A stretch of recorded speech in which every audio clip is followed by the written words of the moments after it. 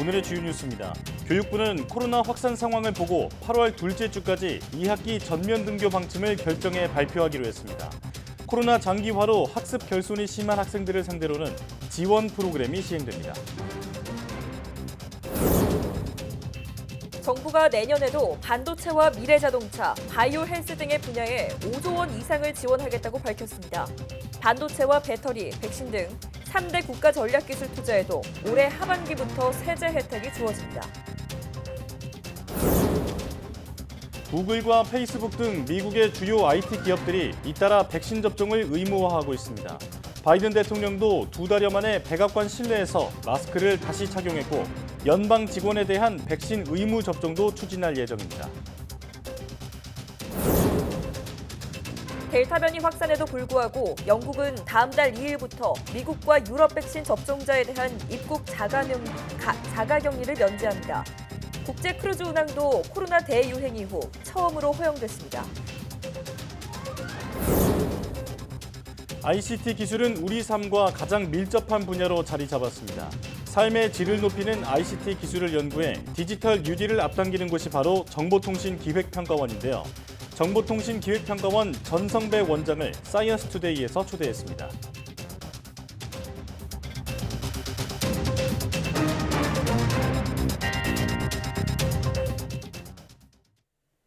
여러분 안녕하십니까? 사이언스 투데이 시작합니다. 교육부가 2학기 전면 등교와 학사 일정 운영에 대해 8월 둘째 주까지 정리해서 발표하기로 했습니다.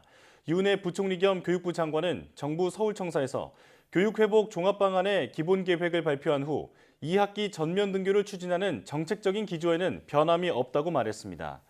유 부총리는 또 현재 거리두기가 4단계이고 학사 운영이 거리두기 단계와 연계돼 있어 거리두기 단계 조정이 파악돼야 하는 상황이라고 밝혔습니다. 유 부총리는 질병청이나 방역당국, 전문가들의 현 상황에 대한 진단이나 이후 추세 예측 등 의견을 수렴해서 8월 둘째 주 정도까지는 2학기 학사 운영 일정과 관련한 입장을 발표하겠다고 말했습니다. 교육부가 코로나 학습 결손을 막기 위해 내년까지 초중고학생 203만 명에게 보충 수업을 지원하기로 했습니다. 또 2024년까지 전국의 28명 이상 과밀 학급을 해소해 나갈 계획입니다. 김종균 기자의 보도입니다. 코로나19로 지난해 학업 성취도 평가에서 기초학력 미달 학생이 크게 늘자 교육당국이 교육회복 종합 방안을 내놨습니다. 핵심은 대규모 보충 수업 지원입니다. 2학기부터 기초학력이 부족하거나 학습 보충을 희망하는 학생 178만 명을 대상으로 학습 도움 닫기 프로그램을 운영합니다. 초중고 전체 학생의 3분의 1 규모입니다. 교사가 1대1 또는 5명 이하 소규모 수업반을 꾸려 방과 후나 방학 중 집중 지도합니다. 수강료는 전액 무료로 지원합니다. 올해 2학기부터 내년 하반기까지 교육부는 예산 약 8천억 원을 투입하며 교육청을 중심으로 하는 지방정부 예산은 이번 추경의 추가 세수 6조 원 중 상당 금액이 교육 회복에 투입될 계획입니다. 교대와 사범대학생, 지역 강사를 활용한 개인 교습인 튜터링도 새롭게 운영합니다. 대상은 초중고 학생 24만 명입니다. 학습 도움 닫기와 튜터링을 더하면 203만 명 정도가 됩니다. 더불어 자녀의 학습 수준 저하와 학습 전략 부재에 머릿속이 복잡한 학부모님들 대상으로 학습 코칭 연수를 운영하고자 합니다. 한 수업에 2명의 교사를 두는 협력 수업 운영 학교를 늘리고 학생의 정서행동 등을 상담하는 두드림 학교 지원도 강화합니다. 아울러 2024년까지 3조 원을 투입해 28명 이상의 과밀 학급을 줄이기로 했습니다. 하지만 코로나19 4차 대유행으로 2학기 전면 등교가 어려워질 경우 이번 방안의 실효성은 낮아질 것으로 보입니다. 교육부는 8월 둘째 주에 2학기 전면 등교 여부를 발표할 예정입니다. YTN 김종길입니다. 미국의 코로나19 감염자 중 60%가량은 확진자 통계에 잡히지 않았을 수 있다는 연구 결과가 나왔습니다. 정치 전문 매체 더힐은 현지 시각 28일 통계 전문가인 에이드리언 레퍼리 워싱턴대 교수 등 2명이 미국 국립과학원 회보에 온라인으로 게재한 논문에서 이런 결과를 소개했다고 전했습니다. 이들은 치사율, 확진 건수, 검사 건수와 같은 변수를 포함한 통계적 모델을 통해 실제 감염자 수를 추정하는 분석을 진행했습니다. 그 결과 지난 3월 7일 기준으로 미국인의 19.7%, 6,500만 명가량이 코로나19에 감염됐다는 추정치가 나왔습니다. 이는 감염자 2.3명 가운데 1명만이 검사를 통해 확진자로 집계됐고 나머지 1.3명은 잡히지 않는다는 것으로 60% 정도가 확진자 통계에서 빠졌을 수 있다는 뜻입니다. 미국에서 델타 변이 확산으로 감염자가 다시 폭증하자 미국 기업들도 비상이 걸렸습니다. 구글과 페이스북을 비롯한 많은 기업들이 감염자 확산을 막기 위해 속속 직원들의 백신 접종을 의무화하고 있습니다. 보도에 김형근 기자입니다. 백신 접종 의무화에 가장 먼저 나선 곳은 트위터와 넷플릭스입니다. 트위터는 뉴욕과 샌프란시스코 사무실에는 백신을 맞은 직원만 출근할 수 있다고 못 박았습니다. 넷플릭스도 제작 현장에서 배우와 제작진의 백신 접종을 의무화했습니다. 세계 최대 검색 엔진 업체 구글도 백신 접종 의무화를 공식 선언했습니다. 원래 9월이었던 사무실 복귀 시점을 10월로 연기하면서 이때까지 모든 직원이 백신 접종을 마쳐야 한다고 강조했습니다. 페이스북 역시 미국 내 사무실에서 일하기 위해서는 백신 접종을 증명해야 한다고 밝혔습니다. 투자은행인 모건 스탠리도 뉴욕 사무실에 백신을 맞지 않은 종업원과 고객이 들어오는 걸 막을 것이라고 발표했습니다. 세계 최대 자산운용사인 블랙록 역시 사무실을 백신 접종을 마친 직원에게만 개방하기로 했습니다. 델타 항공과 유나이티드 항공도 백신을 접종하지 않은 사람은 직원으로 채용하지 않겠다는 방침을 정한 것으로 알려졌습니다. 미국 내에서 델타 변이가 무서울 정도로 빠르게 확산하면서 감염자 확산을 막기 위해 백신 접종을 의무화하는 기업은 앞으로 더 늘어날 것으로 보입니다. YTN 김영근입니다. 미국은 질병통제예방센터 CDC가 마스크 착용 지침을 수정하고 연방직원 백신 접종 의무화를 추진하는 가운데 바이든 대통령도 2달 만에 다시 마스크를 쓰고 나타났습니다. 하지만 공화당 주지사들은 마스크 재착용 지침을 따르지 않을 것이라고 반발하는 등 반대 움직임을 보이고 있습니다. 워싱턴 강태욱 특파원의 보도입니다.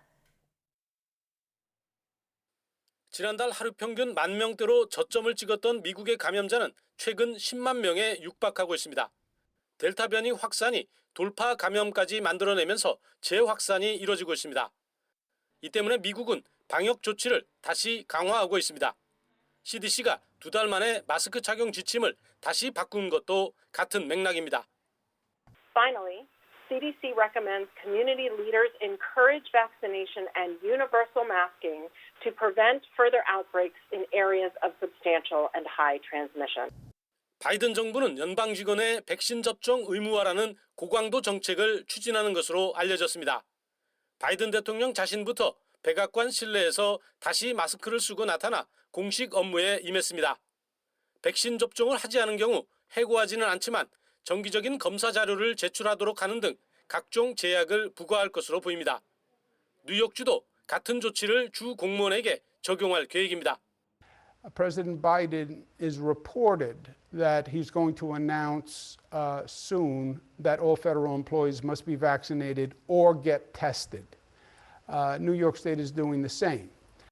하지만 공화당 주지사들은 CDC의 마스크 재착용 지침과 접종 의무화에 반발하고 있습니다.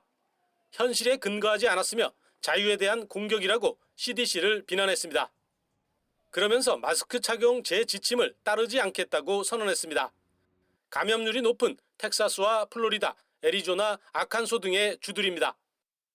CDC 지침은 법적 구속력이 없는 만큼 시행 여부는 전적으로 주와 지방정부에 달려 있습니다. 특히 감염률이 높은 주들의 지도자들이 반발하고 있어 바이든 정부의 방역 강화 조치가 제대로 효과를 발휘하기에는 한계가 있어 보입니다. 워싱턴에서 YTN 강태욱입니다. 영국이 미국과 유럽연합, EU에서 오는 코로나19 백신 접종자의 자가격리를 면제하는 등 국경 통제를 대폭 완화합니다. 여행업계의 입장을 반영한 건데 지난 19일 봉쇄 해제 선언에 이어 코로나19와의 공존에 더욱 적극적인 행보를 보이고 있습니다. 김진호 기자의 보도입니다. 다음 달 2일부터는 미국과 유럽에서 백신을 2회 접종하고 영국으로 들어오는 여행객들은 10일 자가격리를 안 해도 됩니다. 영국 정부는 고위 강요들이 참석한 코로나 대응 회의에서 이처럼 결정했습니다. Obviously, people being vaccinated in Europe and in America now means that we can move to that next stage, which is allowing people to come here and if they are double vaccinated, avoid having to quarantine as long as they've taken a test before they leave and after they arrive. 현재는 영국에서 백신을 맞은 이들만 자가격리가 면제됩니다. 이번 조치는 미국 식품의약국 FDA나 유럽의약품청 EMA에서 인정한 백신을 맞은 경우에만 적용됩니다. 유럽의 디지털 접종 증빙이나 미국의 종이카드 증빙이 모두 인정됩니다. 격리는 면제지만 입국 전후 유전자 증폭 검사는 받아야 합니다. 미국은 델타 변이 유입을 우려해 질병통제예방센터 CDC에서 영국 방문 자제를 촉구하고 영국발 입국을 통제하고 있습니다. 영국 정부는 미국의 규제 완화도 기대하고 있습니다. We can't change that on the other side, but we do expect that in time they'll release that executive order, which was actually signed by the previous president and bans inward travel. 셰프스 장관은 국제 크루즈 운항도 코로나19 대유행 후 처음으로 허용하고 호텔 격리 대상인 적색 국가에서 환승한 경우에도 호텔 격리를 면제한다고 말했습니다. 입국 규제 완화는 코로나19로 경영난을 겪는 항공사들이 줄기차게 요구해온 것입니다. 델타 변이 확산으로 세계가 움츠리고 있는 가운데 영국은 코로나19와의 공존 정책을 더욱 강화하고 있습니다. YTN 김준호입니다.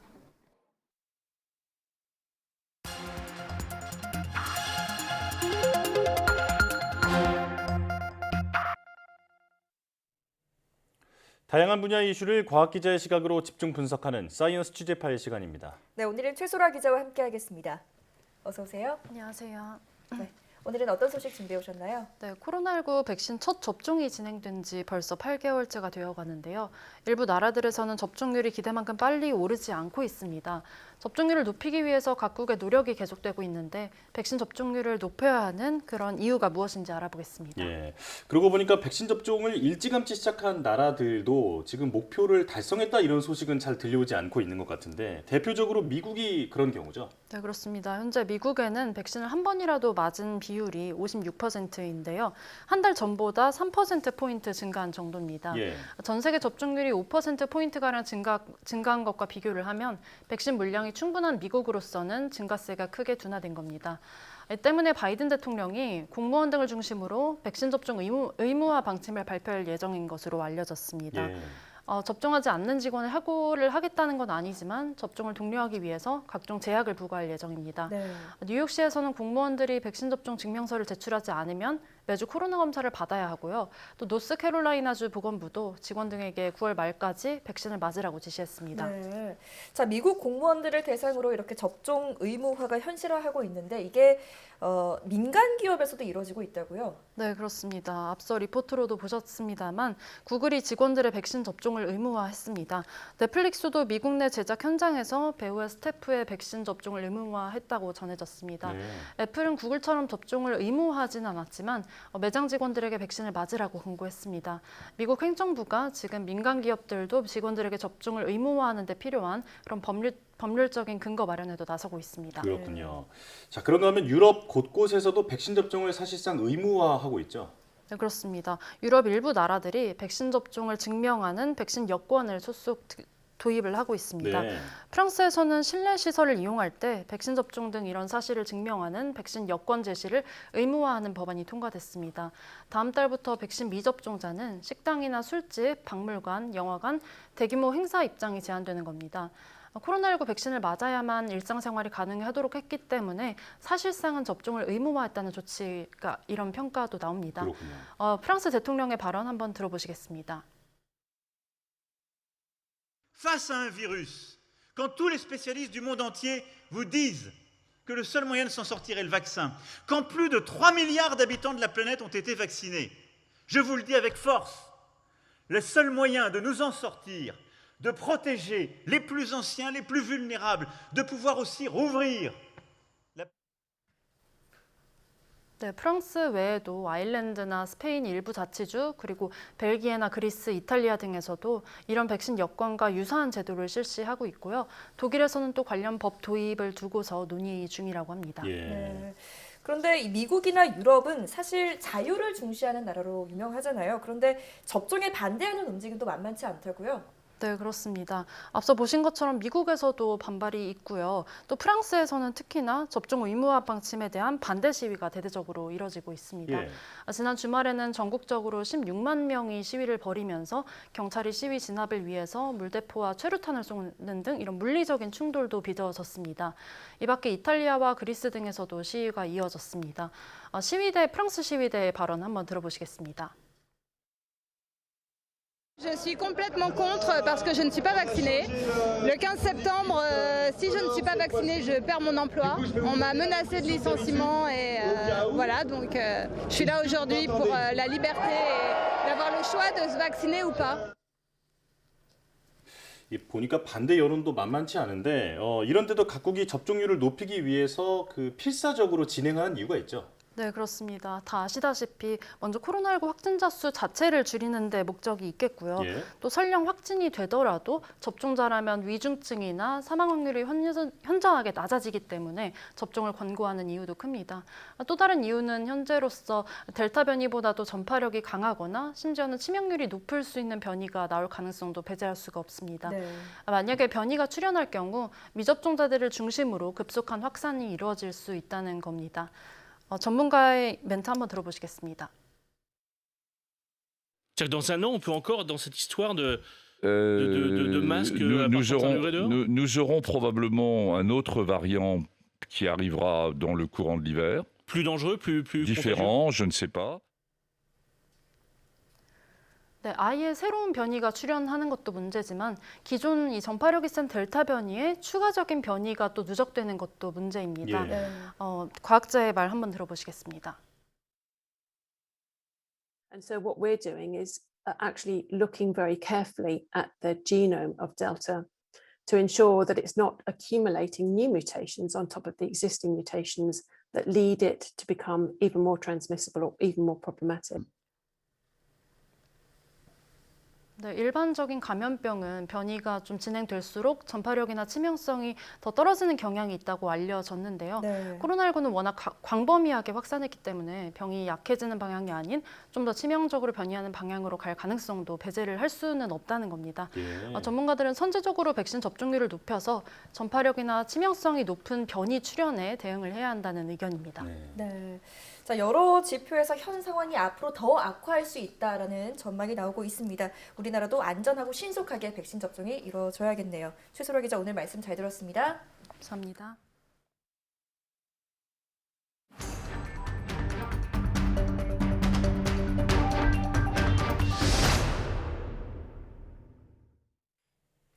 수도권에서는 최고 단계인 4단계를 시행 중이지만 4차 대유행의 기세가 꺾이지 않고 있습니다. 정부는 다음 주까지 상황이 나아지지 않으면 더 강화된 방역 조치를 검토하겠다고 밝혔는데요. 자세한 상황 전문가와 함께 알아보겠습니다. 코로나19 브리핑 고려대학교 악학대학 김정기 교수와 함께합니다. 어서 오십시오. 안녕하세요. 네. 코로나19 신규 확진자가 처음으로 지난주 같은 날인 이 목요일보다 160여 명이 줄었습니다. 그렇다면 확산세가 조금 꺾이고 있다 이렇게 볼 수 있을까요? 근데 이렇게 단순 비교하기는 좀 어렵습니다. 지난주 목요일에는 청해부대 270명의 확진자가 포함된 숫자였거든요. 네. 그러니까 이 숫자를 빼게 되면 1,572명 정도 되는데 실제로 요 수치만 비교를 하게 되면 오히려 한 100여 명 증가한 폭이 되고요. 예. 보통 일주일 중에 확진자가 가장 많이 나오는 날이 수요일인데 수요일 기준으로 봐도 지난주 대비 이번 주 수요일이 한 114명 정도가 증가를 했습니다. 그러니까 여전히 한 100명 정도가 계속 더 증가하는 그런 경향성을 보이고 있다 이렇게 보시면 될 것 같고 예. 물론 7월 첫째 주와 둘째 주 비교하면 둘째 주가 한 400여 명 더 증가를 했고요. 둘째 주와 셋째 주를 비교하면 한 170명 정도가 증가를 했거든요. 네. 그러니까 400명, 170명, 100여 명 이렇게 다소 증가폭은 감소하는데 확진자 수로 보면 계속 한 100명 이상이 증가를 하고 있다 이렇게 보시면 될 것 같습니다. 예. 그러니까 여전히 지금 확산이 진행되고 있는 상황이다 이렇게 보시는 게 더 맞을 것 같습니다. 네. 자, 방역 당국이 다음 주까지 현행 거리두기에 효과가 나타나지 않으면 더 강력한 조치를 검토할 수 있다 이렇게 밝혔잖아요. 사적 모임 인원을 추가로 제한하는 등의 방안이 지금 검토된다고 하던데 그렇게 되면 현 상황을 반전시킬 수 있을까요? 그러니까 지금 말씀하신 뭐 사적 모임 인원 제한을 더 추가로 강화하겠다라고 하는 부분 이외에 또 어떤 방역 조치가 추가적으로 시행될 거냐에 따라서 상황이 반전될 건지 아닐지가 결정이 될 걸로 보이는데 네. 일단 말씀하신 사적 모임 인원 제한 부분은 실제로 현재는 6시 이후에는 2명까지만 모일 수 있거든요. 이 시기에 6시라는 기준점이 있는데 이 시간이 낮 시간으로 해서 확대될 가능성이 있다라고 보고 네. 있고요. 네. 지금 4단계에서는 다중이용 시설이 10시 이후에는 영업 제한이 들어가는데 이 시간이 적어도 1시간 9시 뭐 그 이전으로 앞당겨질 가능성이 있다라고 보고 있습니다. 네. 그래서 뭐 이러한 뭐 여기에 실제로 3차 유행 당시에 우리가 시행했던 게 대중교통 50% 예약제들도 있었거든요. 예. 그러니까 이러한 부분들이 추가적으로 일단 방역 정책에 포함이 될 것 같고 일단 이런 조치들은 지금 현재는 수도권 4단계 기준으로 봤을 때는 수도권에서 확진자가 급증하는 것은 막고 있는 수준인데 네. 오히려 감소세로 이제 전환시킬 수 있는 계기는 될 수 있을 것 같다라고 보고 있습니다. 예. 근데 관건은 비수도권이다 이렇게 보고 있고요. 현재 뭐 일부 지자체 뭐 양양이나 대전 같은 경우에는 4단계를 적용하고 있습니다만 나머지 비수도권은 지금 3단계 적용을 하고 있거든요.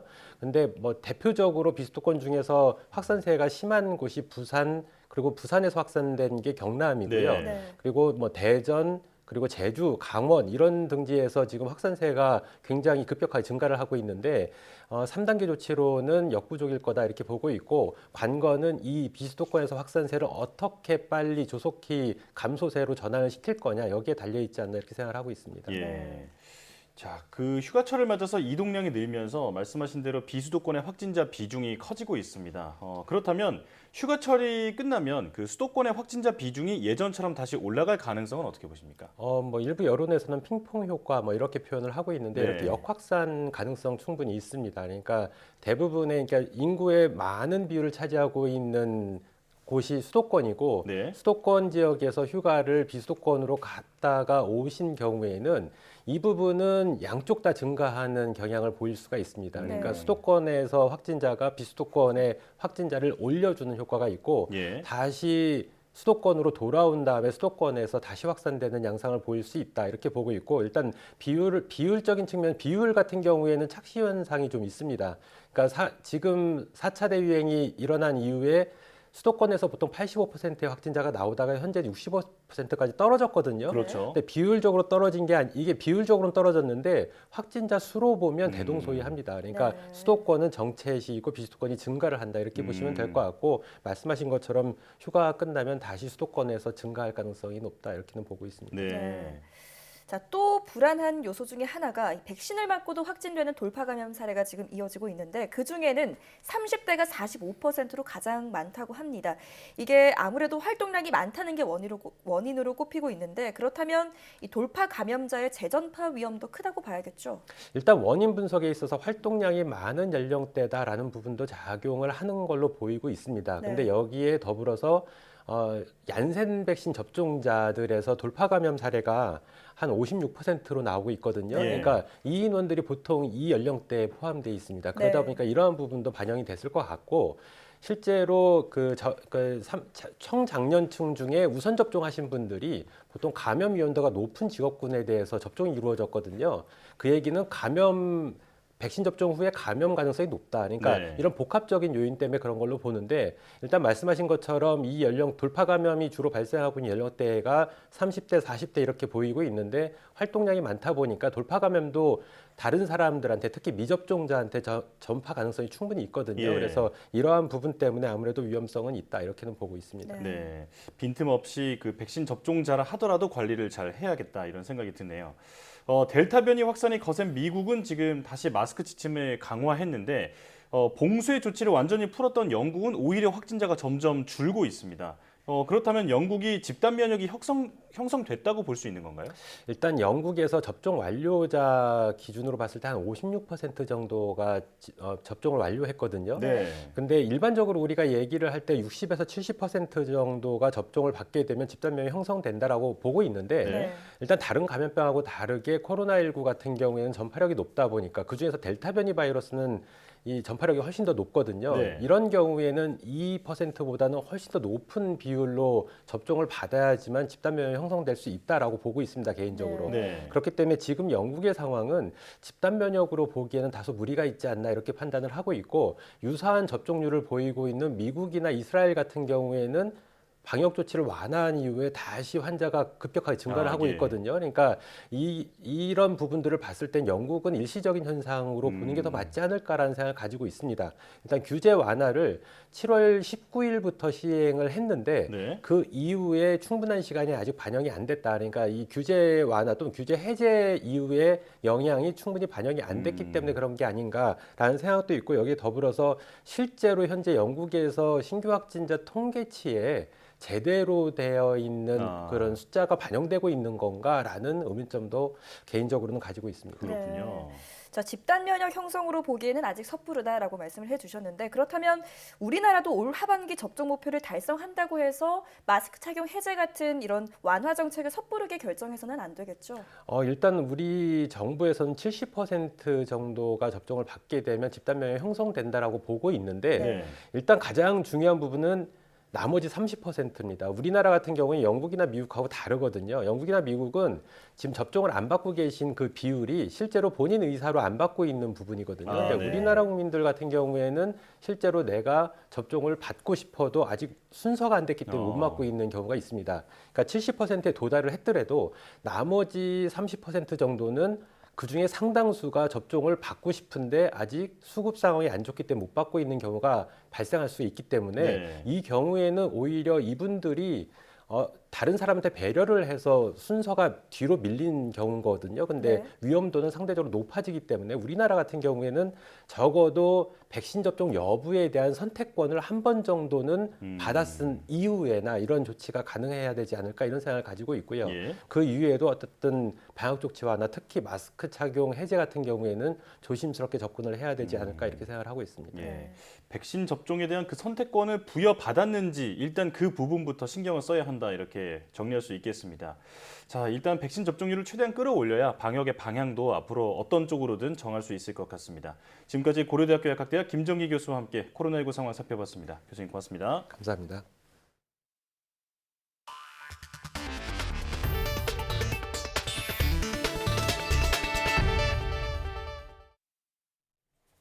문재인 대통령은 청와대에서 민생경제장관회의를 열어 고강도 방역 조치에 따른 민생경제 피해를 추경을 통해 신속하게 지원해야 한다고 강조했습니다. 절박한 소상공인을 위해 원활한 손실 보상이 이루어질 수 있도록 준비하고 희망 회복 자금 지급도 서둘러 달라고 당부했습니다.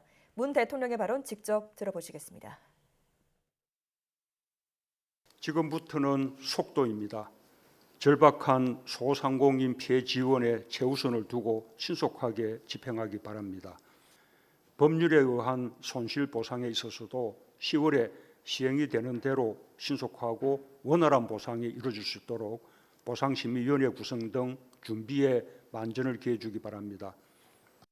희망회복자금도 지급 개시일인 8월 17일에 맞춰 최대한 신속하게 지급할 수 있는 시스템을 차질 없이 구축해야 할 것입니다. 취업에 어려움을 겪는 청년, 여성, 어르신들을 대상으로 다양한 방안의 일자리 지원 사업을 차질 없이 진행해 주기 바랍니다.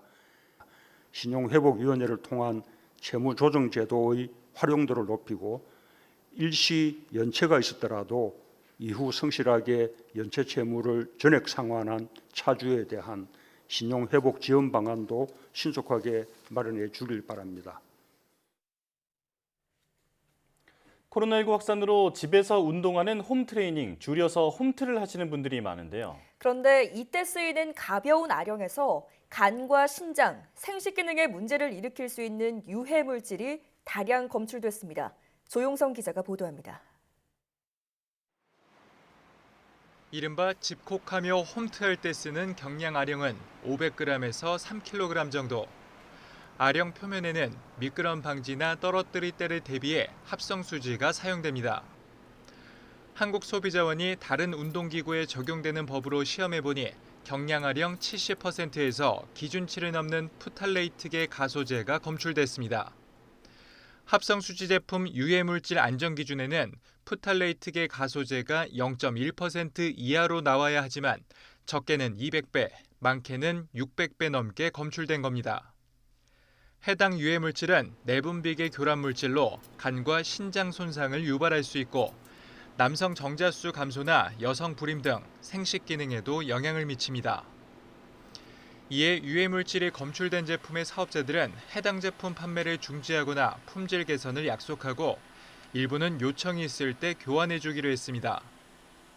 그런데 문제는 짐볼이나 요가 매트와 달리 경량 아령은 유해물질 안전기준 적용 대상에서 빠져 있다는 점입니다. 신체와 밀접하게 접촉하고 운동 중 땀 등으로 인해 유해물질에 노출될 위험이 있는 만큼 안전성 관리가 필요합니다.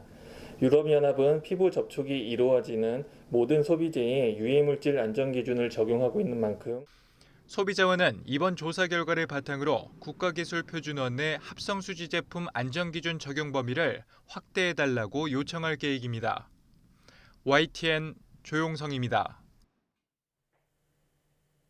정부가 반도체와 미래자동차, 바이오헬스에 올해 4조 2천억 원을 지원한 가운데 내년엔 5조 원 이상을 지원하겠다고 밝혔습니다. 홍남기 경제부총리는 29일 혁신성장추진회의에서 이같이 말했습니다. 이어 반도체와 배터리, 백신 등 3대 국가 전략기술에 대한 1조 1천억 원 규모의 세제 혜택도 올해 하반기 투자분부터 앞당겨 적용하겠다고 덧붙였습니다. 홍 부총리는 이와 함께 인공혈액 기술에 투자해 2030년대에는 수혈이 가능할 정도로 실용화하겠다고 밝혔습니다. 또 오는 2025년까지 도보 5분 거리 생활권을 중심으로 전기 수소차 완속 충전기를 50만 개 이상 구축하겠다고 말했습니다. 삼성전자가 반도체 호황에 힘입어 2분기 기준 최고 영업이익을 기록했습니다.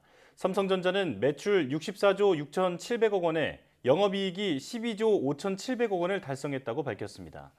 이는 지난해 매출보다 20%, 영업이익은 54% 증가한 수치입니다. 특히 반도체 부문 영업이익이 6조 9,300억 원으로 1분기에 2배를 넘고 2분기 전체 영업이익의 절반을 넘습니다. 2분기는 세계적으로 코로나 팬데믹이 계속되는 가운데 부진했던 반도체가 살아났고 스마트폰과 TV, 가전 등도 선전하며 깜짝 실적을 이끈 것으로 분석됩니다.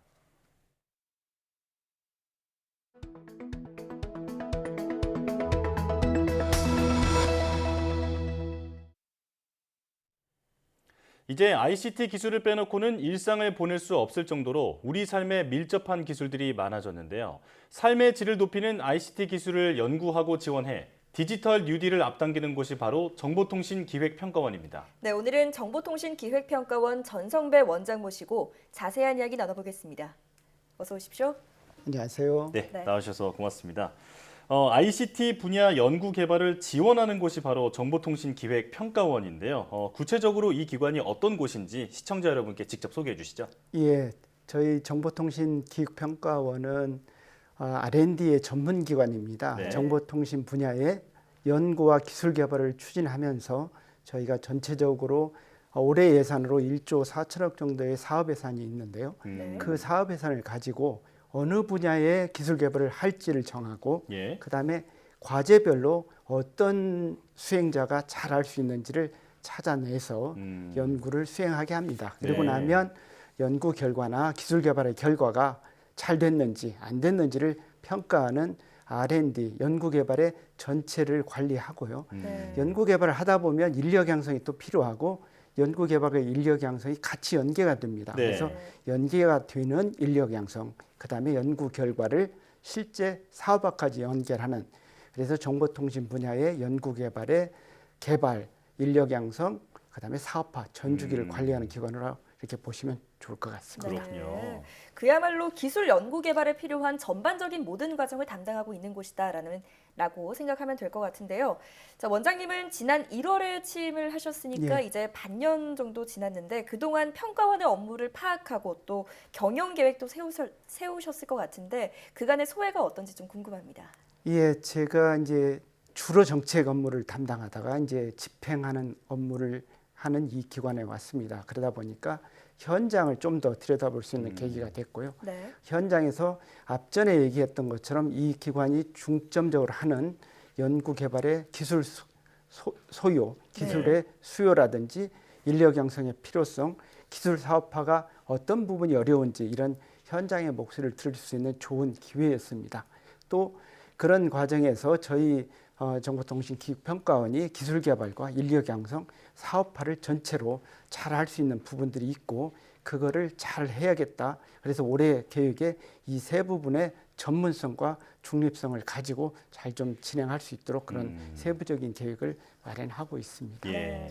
자, 그리고 지금 국민들이 가장 큰 관심을 갖고 있는 게 바로 한국판 뉴딜이잖아요. 네, 한국판 뉴딜에서 가장 중요한 부분이 또 디지털 뉴딜인데 이 디지털 뉴딜 관련된 기술 개발을 이끄는 곳이 바로 지금 IITP, 그러니까 정보통신기획평가원이잖아요. 이와 관련된 정책이나 사업은 어떤 게 있는지 설명해 주시죠. 예, 디지털 뉴딜에서 사실 제일 중요한 게 핵심 기술입니다. 네. 핵심 기술을 어떻게 확보할 거냐. 그다음에 이런 기술과 연계해서 인재 양성, 인력 양성, 그다음에 인프라 구축 이런 세 가지를 집중적으로 디지털 뉴딜과 관련해서 하고 있는데요. 올해 사업 규모 저희가 가지고 있는 사업의 한 40% 정도를 이 영역에 투입을 하고 있습니다. 그래서 핵심 기술 영역을 보면 제일 지금 중요하게 생각하는 게 미래 통신인 6G의 기술 개발, 그다음에 자율주행 부분은 완전 자율주행이 가능한 저희가 통상 레벨 4라고 하는데요. 레벨 4단계 그 완전 자율주행 가능한 부분, 그리고 비대면이 확산되다 보니까 비대면과 관련된 핵심 기술 개발을 집중적으로 지원을 하고 있습니다. 또 저희가 또 보면 최근에 많이 부족하다고 하는 게 AI 인재, 소프트웨어 인재입니다. 디지털 뉴딜을 성공시키기 위해서는 이런 부분에 핵심 인재가 반드시 필요한데요. 그래서 소프트웨어나 AI 인력 양성에 주력을 하고 있습니다. 마지막으로 좀 더 저희가 하고 있는 부분은 중소기업이 시장에 제품을 출시하거나 새로운 도전을 할 때 필요한 그런 그 제품화라든지 신제품 출시에 인프라를 제공하는 이런 영역을 지원을 해서 디지털 뉴딜이 조금 더 안착되도록 이렇게 노력을 하고 있습니다. 네. 기술뿐만 아니라 인재 양성, 인프라 구축에도 힘을 쓰고 계시는군요. 자, 각종 사회 문제 해결을 위해서 이제 ICT 기술과의 융합이 필수적이다라는 평가를 받고 있는데요. 이와 관련해서 시청자들이 좀 알만한 사업을 좀 소개를 해주신다면요.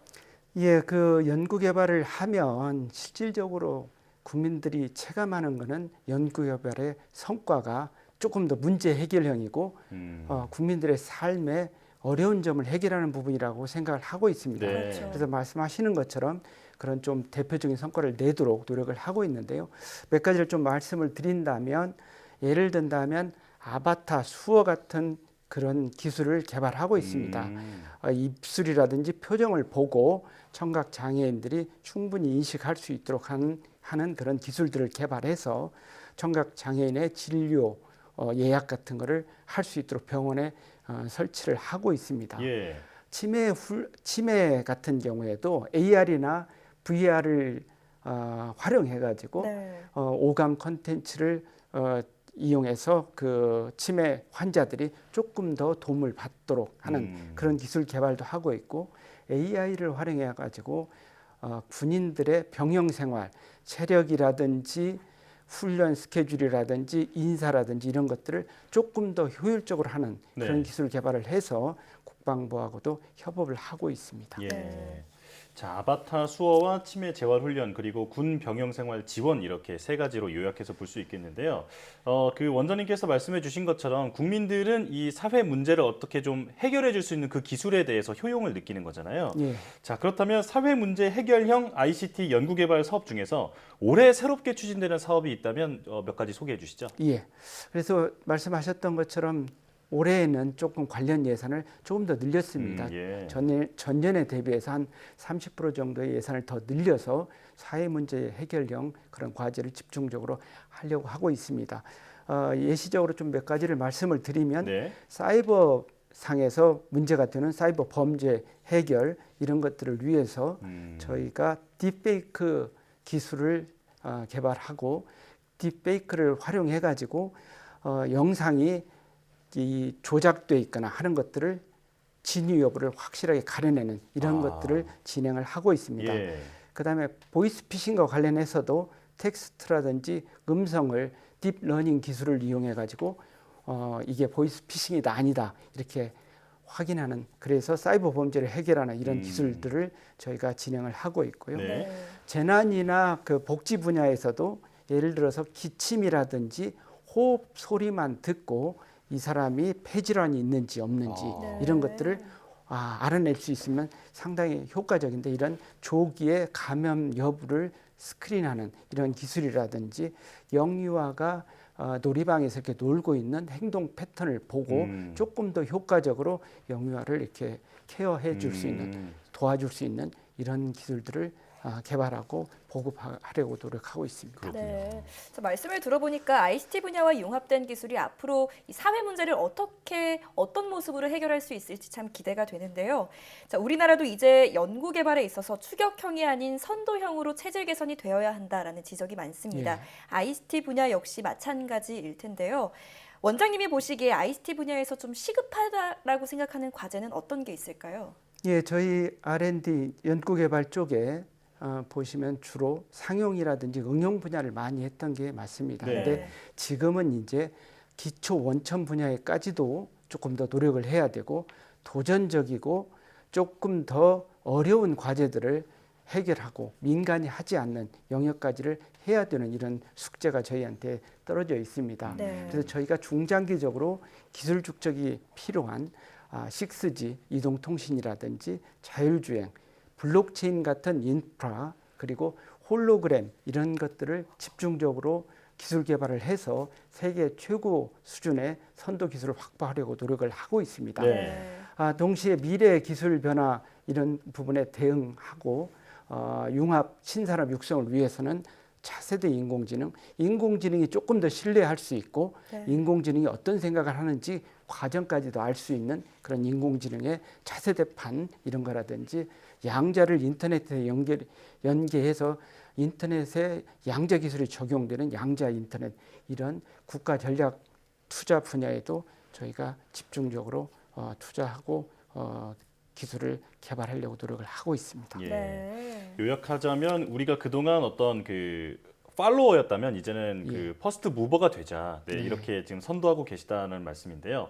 자, 세계적인 ICT 기술 경쟁력을 갖추려면 결국은 인재 양성이 무엇보다 중요할 것 같습니다. 이와 관련해서는 어떤 정책을 하고 계신가요? 예, 저희 인재 양성과 관련해서는 크게 세 가지 분야로 이렇게 진행을 하고 있습니다. 인력이 가장 부족한 AI 분야, 그다음에 소프트웨어 분야, 그리고 기타 ICT의 전통적인 분야의 인력 양성을 진행을 하고 있습니다. 그래서 저희가 특히 AI라든지 소프트 분야의 인력이 많이 부족하다 이런 얘기가 많이 있고요. 먼저 AI 분야를 먼저 보면 AI 대학원을 저희가 올해까지 10개를 지정을 해서 올해에만 720명 정도의 대학원생이 참여하도록 그렇게 진행을 하고 있습니다. AI와 관련해서 가장 중요한 기술, 그 다음에 인력 양성 이런 부분을 다 모아서 집중적으로 할 수 있는 AI 혁신 허브라는 그런 사업도 진행을 하고 있고요.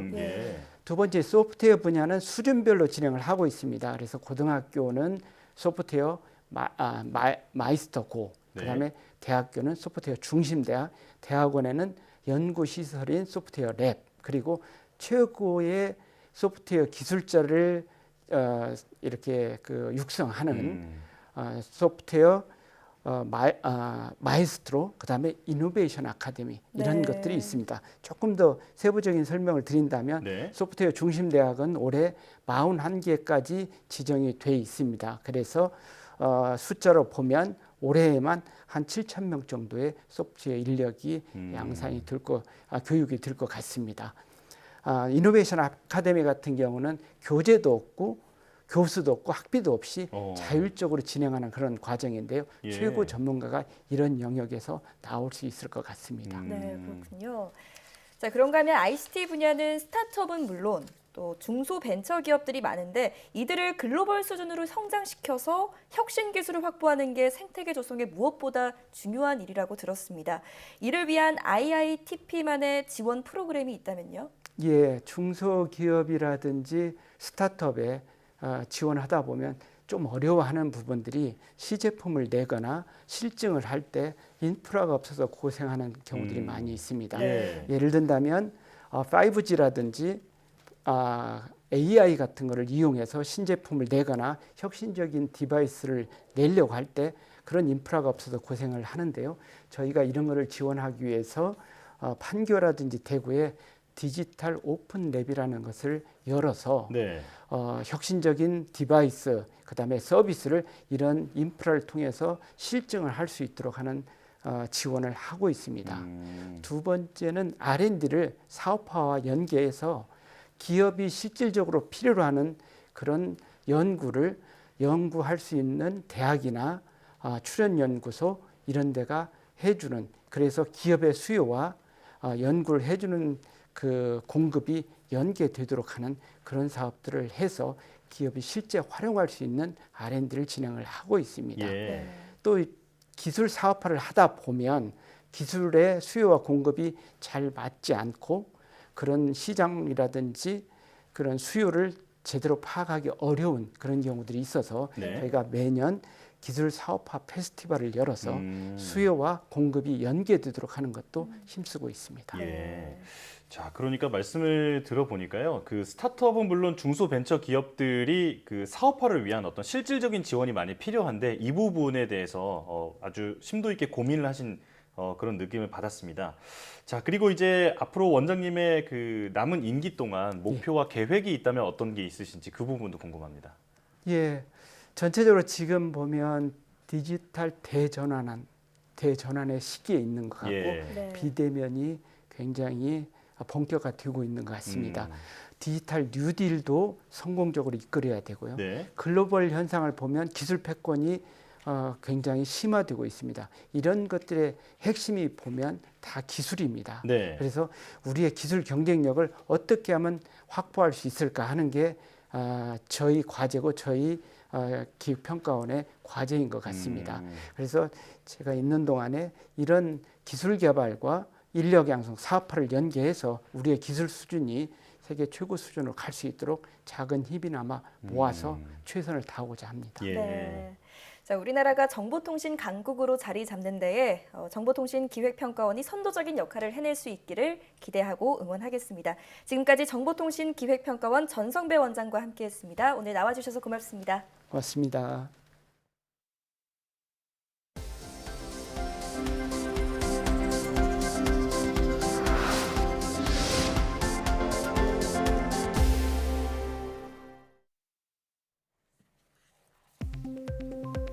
물속에서 햇빛을 받아 수소를 만드는 인공 나뭇잎의 생산 효율을 극대화하는 기술이 개발됐습니다. 울산과학기술원 장지현 교수팀은 인공 나뭇잎 원료에 게르마늄을 첨가해 수소 생산 효율을 높이는 기술을 개발했다고 밝혔습니다. 연구팀은 개발한 기술이 기존보다 수소 생산 효율을 3배나 높였으며 용액에 담갔다 빼기만 하면 될 정도로 공정도 간단해 상업화에 유리하다고 설명했습니다. 국내 연구진이 혈액 검사만으로 비알코올성 지방 간염을 진단할 수 있는 혈액 내 바이오마커를 찾았습니다. 고려대 구로병원 이영선 교수팀은 비알코올성 지방간 질환 환자 24명의 혈액을 분석한 결과 단순 지방간과 지방 간염을 구분할 수 있는 바이오마커를 발견했다고 밝혔습니다. 연구팀은 찾아낸 바이오마커를 이용하면 혈액 분석만으로도 지방 간염을 진단할 수 있으며 실제 환자를 대상으로 검증한 결과 정확도가 87% 정도로 높게 나왔다고 설명했습니다. 국내 코로나19 바이러스 발생 이후 지난 1년 6개월 동안 코로나와 함께 가장 많이 검색된 키워드는 단계인 것으로 조사됐습니다. NHN 데이터는 지난해 1분기부터 올해 2분기까지 웹사이트에 유입된 200만 개 이상의 코로나19 관련 키워드를 분석한 결과 거리두기 단계가 가장 많이 검색됐다고 밝혔습니다. 관심사는 대유행 확산과 방역 정책에 따라 분기별로 조금씩 차이가 있었지만 확진자 키워드 검색량은 매 분기 공통으로 높게 나타났습니다. 동해에 사는 심해 오징어가 수심 1000m 지점에서 국내 최초로 관측됐습니다. 국립수산과학원 독도수산연구센터는 동해 심해수산 자원조사에서 수심 1000m 지점을 헤엄치는 심해 오징어가 수중 관찰용 카메라에 포착됐다고 밝혔습니다. 발견된 심해 오징어는 길이 약 30cm로 일반 살오징어와 유사한 외형을 보였지만 다리가 더 굵고 출수공으로 물을 내뿜으며 유영하는 모습을 보였습니다.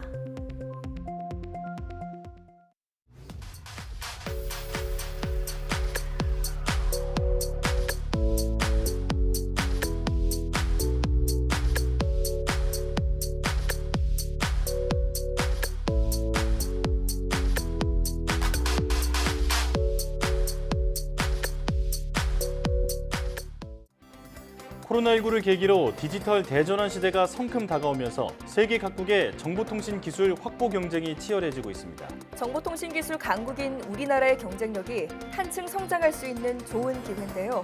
디지털 시대를 선도할 수 있게 인재 양성과 관련 인프라 구축에 만전을 기해야겠습니다. 사이언스 투데이 마칩니다. 함께해 주신 여러분 고맙습니다.